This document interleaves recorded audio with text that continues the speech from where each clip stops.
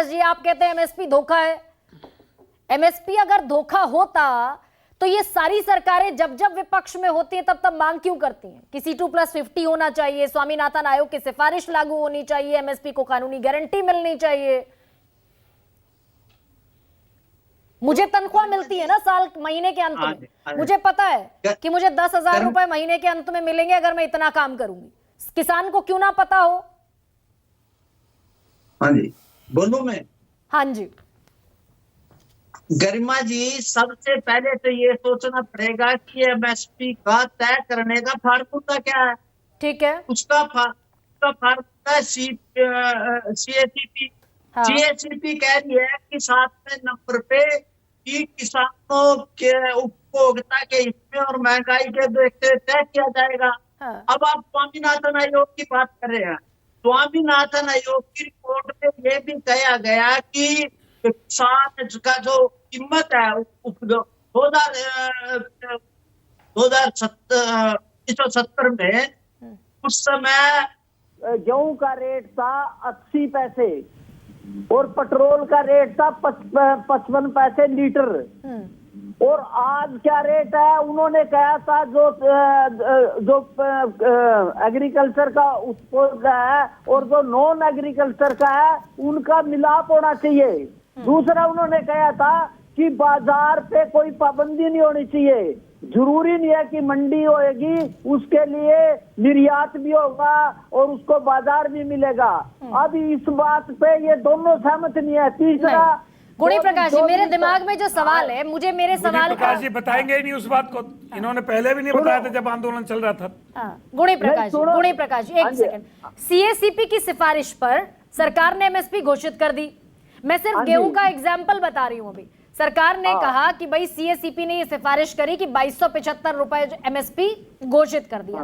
अरे C2+50 ना मान के जो सीएसीपी ने घोषित किया 23 फसलों पर एमएसपी, उसी को कानूनी गारंटी देने में क्या दिक्कत है?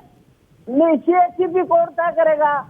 आप स्वामीनाथन आयोग की रिपोर्ट कह रही है, मैं कह रहा स्वामीनाथन आयोग की रिपोर्ट भी ये कह रही है कि निर्यात में भी जाना चाहिए। चौधरी साहब अभी कह रहे हैं कि निर्यात भी होना चाहिए।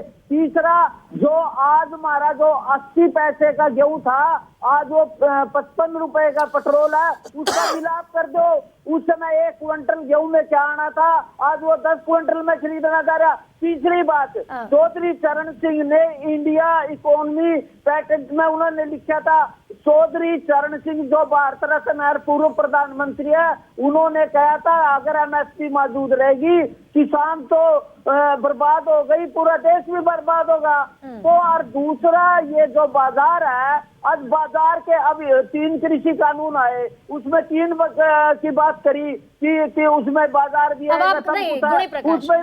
गुणी प्रकाश जी, कृषि कानून पर नहीं जा रहे। अभी कृषि कानून पर नहीं जा रहे। मुझे ये बता दो कि मैंने कहा मुझे 10,000 रुपए महीना मिलेंगे नौकरी कर, किसान को क्यों ना पता हो कि उसने जितनी लागत लगाई उसका उसको दाम मिलेगा ही मिलेगा? ये बड़ा बेसिक सा सवाल है ना। नहीं, आप बताऊं, चौधरी चरण सिंह ने कहा कि अगर एमएसपी लगेगी ये तो कम्युनिस्ट राज होगा। आप जबरदस्ती नहीं कर सकते बाजार में। बाजार के लिए एक आप कह दोगे कि इतने के बजाय नहीं बिके। मैं एक एग्जांपल दे रहा, मेरी गेहूं की फसल है, उस पर बारिश होगी, उसकी क्वालिटी होगी, वहां अगर कोई खरीदेगा उसके खिलाफ मुकदमा दर्ज होगा और वो मेरी ना कोई गाहक होगा ना कोई।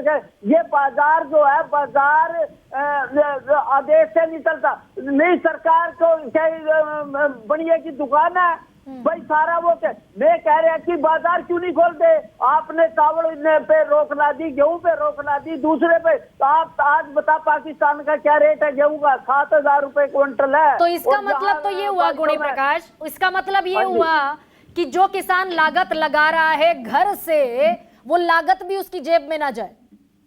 सौरभ